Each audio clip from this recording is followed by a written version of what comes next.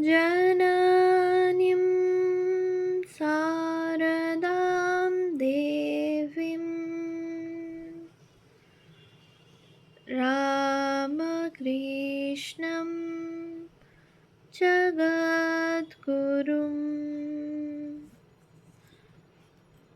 पादपद्मे त्वयोश्रित्वा प्रणमामि মুহুর্মুহু।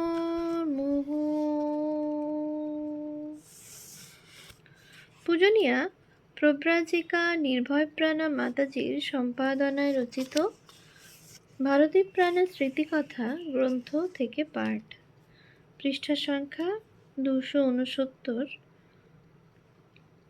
সন্ন্যাসিনীদের স্মৃতিচারণ, প্রব্রাজিকা বিকাশ প্রাণা। নিত্যকার ঠাকুর সেবার প্রতিটি ব্যাপারেই তাঁর ছিল সজাগ দৃষ্টি। শ্রী শ্রী ঠাকুরের সাক্ষাৎ উপস্থিতি তিনি অনুভব করতেন। তাঁর নির্দেশ মতো ঠাকুর সেবার কাজগুলি করতে আমরাও খুব আনন্দ পেতাম। কার্তিক মাসে ঠাকুর ঘরে মাটির প্রদীপের প্রয়োজন। গঙ্গা মাটির তাল নিয়ে বসতেন স্বয়ং ভারতীপ্রাণা মাতাজি। আমরাও তাকে ঘিরে প্রদীপ করার কাজে হাত লাগাতাম। শীতকালে তাপমাত্রার তারতম্য অনুযায়ী শ্রী শ্রী ঠাকুরকে চাদর, কাঁথা বা লেপ কি দিতে হবে সে নির্দেশও তাঁর কাছে নিতাম। তিনি নিত্য গঙ্গা স্নান করতেন। অষ্টমী থেকে একাদশীর মধ্যে গঙ্গার জল পরিষ্কার থাকে। সেই সময় শ্রী শ্রী ঠাকুরের খাওয়ার জল তুলে দিতেন। আমরাও সঙ্গে সঙ্গে জল তুলতাম। একদিন সামনের দিকে ফুল দিয়ে ফুলদানি সাজিয়েছিলাম। ভেবেছিলাম মানুষের চোখ তো সামনের দিকেই পড়বে। তিনি দেখেই বলেছিলেন, ওটা কি হলো? ফুলদানির সব দিকেই ফুল দিতে হয়, ওটা শ্রী শ্রী ঠাকুরের সামনে রাখছ যে। আর একদিন শ্রী শ্রী ঠাকুরের পটে বেশ সাজিয়ে গুছিয়ে চৌকো করে মালা পরিয়ে দেওয়াই বলেছিলেন, মানুষের গলায় মালা পরালে নিচের দিকটা যেমন ক্রমশ সরু হয়ে যায়, শ্রী শ্রী ঠাকুরকেও সেইভাবে মালা পরাতে হয়। অনেক ক্ষেত্রে শ্রী শ্রী ঠাকুরও তাঁকে নিয়ন্ত্রণ করতেন। শ্রাবণ সংক্রান্তি থেকে ভাদ্র সংক্রান্তি পর্যন্ত সকালে ফল ভোগের সময় শ্রী শ্রী ঠাকুরকে ভিজে ছোলার সঙ্গে আদা কুচি নিবেদন করা হয়। একবার কারোরই ছোলার কথা মনে ছিল না। পূজনীয়া ভারতীপ্রাণা মাতাজি জপ থেকে উঠে বললেন, কি ব্যাপার বুঝতে পারছি না। জপে বসে মনের মধ্যে কেবল উঠছে আদা ছোলা, আদা ছোলা। দেখা গেল সেদিন পয়লা ভাদ্র। শ্রী শ্রী ঠাকুরকে আদা ছোলা নিবেদন করা হয়নি। সন্ধ্যাবেলায় জপের পর আমরা তাঁর কাছে যেতাম। তখন নানা প্রসঙ্গ হতো। একদিন পূজনীয় শরৎ মহারাজের পালকি চড়া নিয়ে এক মজার ঘটনার কথা বলেছিলেন। পূজ্যপাদ মহারাজ একবার জয়রামবাটি থেকে পালকি করে যাচ্ছেন। হঠাৎ তাঁর কানে এলো বেহারাদের বল, বাবু বড় ভারী, বাবু বড় ভারী। পালকির ভিতর পূজনীয় মহারাজ চমকে উঠে বললেন, ওরে নামিয়ে দে, নামিয়ে দে। এদিকে বেহারারা তখন বোল পাল্টিয়ে বলছে, মা বকবে, মা বকবে। পূজনীয়া যোগিনমার কঠোর সাধনার কথাও বলেছিলেন। যোগিনমা নিত্য ঘণ্টার পর ঘণ্টা গঙ্গার ধারে ধ্যানে তন্ময় হয়ে বসে থাকতেন। অসংখ্য মাছি চোখের পাতা ঢেকে ফেলত, কিন্তু তার হুঁশ হতো না। কখনো কখনো অনাবিল কৌতুক ও নির্মল হাস্যধারায় ভরে উঠত আসর। আমরাও তাতে যোগ দিতাম। কিন্তু তিনি যখন গম্ভীর হয়ে থাকতেন, রীতিমতো ভয় হতো। নিজের মধ্যে যখন ডুবে থাকতেন, সসম্ভ্রম দূরত্বে সরে থাকতাম। তবে প্রশ্রয় যখন দিতেন, নিঃসংকোচে সবই বলা যেত তাঁকে। শ্রী শ্রী মায়ের একজন অন্তরঙ্গ উচ্চকোটির সাধিকার সঙ্গ পেয়েছিলাম, কিন্তু সে যে কতখানি পাওয়া তা বোঝার সামর্থ্য তখন ছিল না। এখন তো তিনি ধরাছোঁয়ার বাইরে, ধ্যানগম্য। 18 প্রব্রাজিকা প্রেমপ্রাণা। পরম পূজনীয়া ভারতী প্রাণা মাতাজিকে প্রথম দর্শন করি 22শে জানুয়ারি 1963 শ্রী সারদা মঠে স্বামীজির শতবার্ষিকী উৎসবে। সৌম্য শান্ত মূর্তি মঞ্চে বসে ভাষণ দিচ্ছেন। তখন অবশ্য দীক্ষার কথা মনে আসেনি। মাতৃভবন কেন্দ্রে যাতায়াত থাকায় মাঝে মধ্যে তখন মঠে আসা হতো।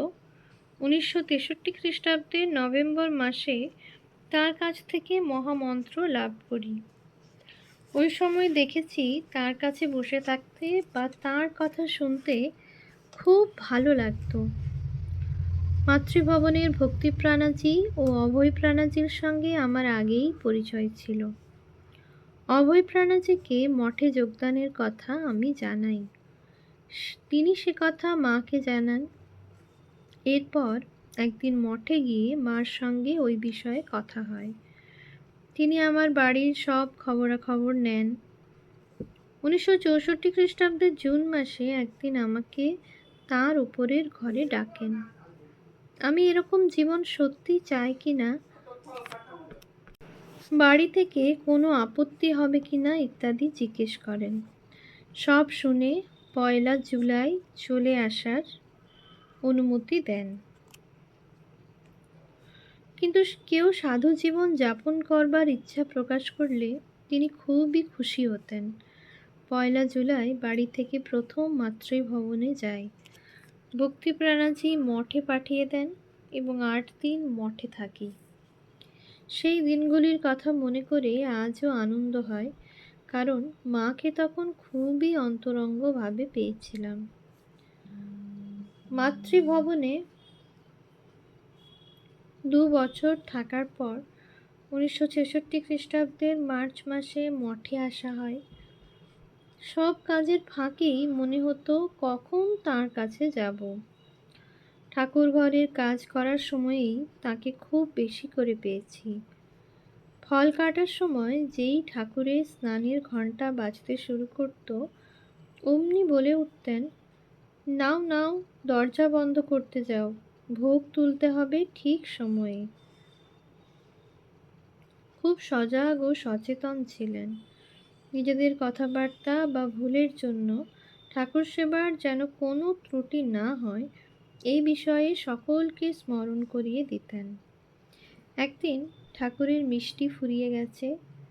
যা মিষ্টি ছিল বিকেলে ঠাকুরকে দেওয়া হবে। পরদিন সকালের জন্য তাহলে নাড়ু ছাড়া কিছু নেই। এ কথা জানালে মা বললেন, উনি যদি আনান আজকে, তাহলে কাল সকালে মিষ্টি খাবেন, নইলে খাবেন না, শুধু নাড়ুই খাবেন। মন্দিরের ভেতরে যেখানে ঠাকুর বসে আছেন সেদিকে তাকিয়ে এ কথা বললেন, ঠিক যেন সাক্ষাৎ একজন মানুষের সঙ্গে কথা কইছেন।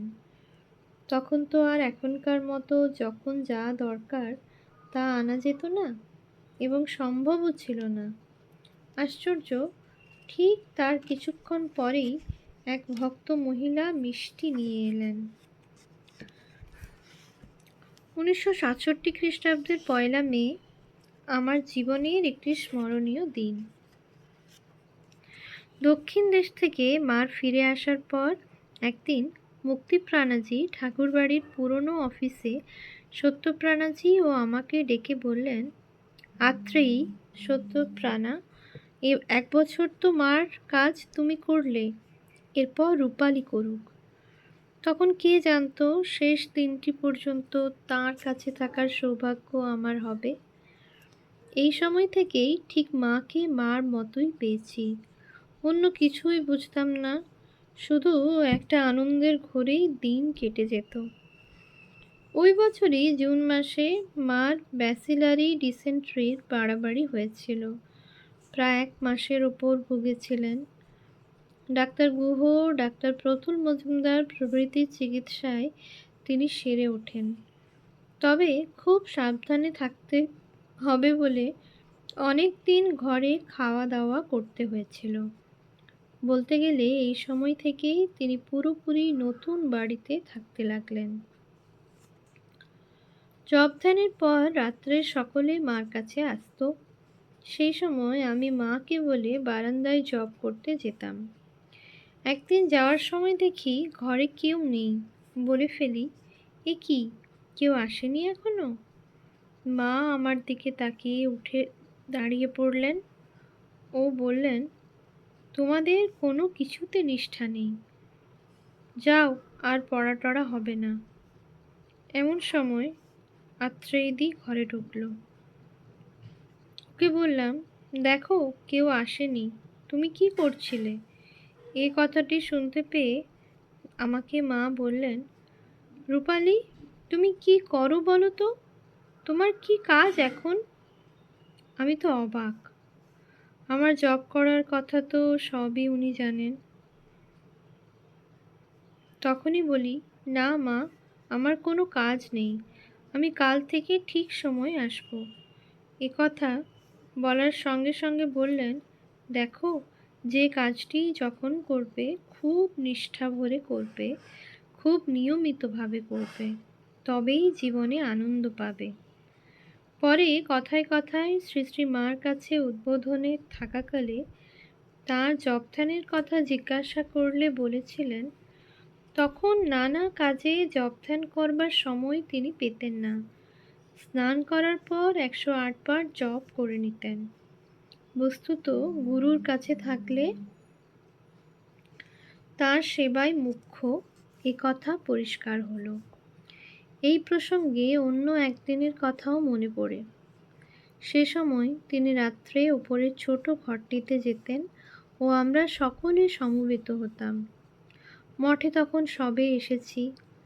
মার কাছে বই পড়বার সময় এক এক দিন এক একটা বিষয় নিয়ে আলোচনা হতো। বেশিরভাগ দিনই জপ ধ্যানের কথা।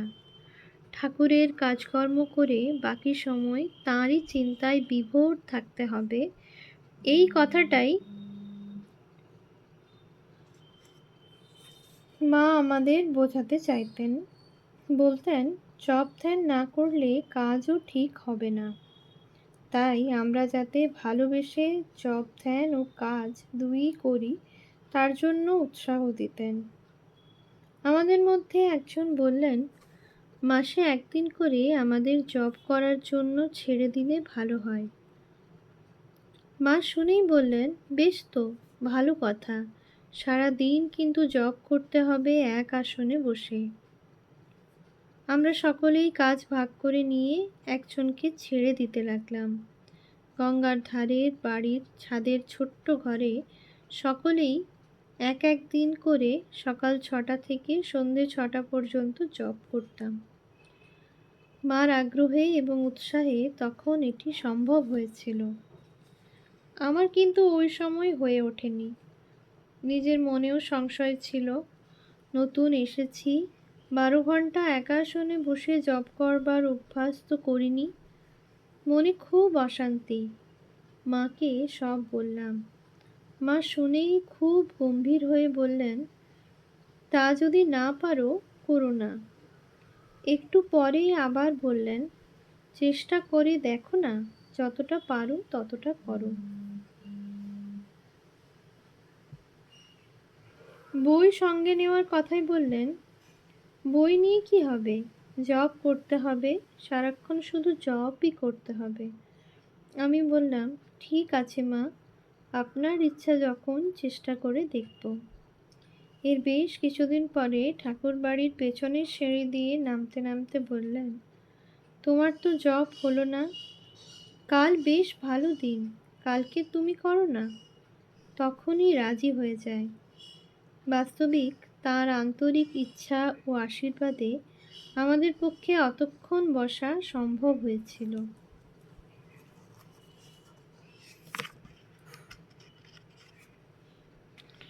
ওম শান্তি শান্তি শান্তি।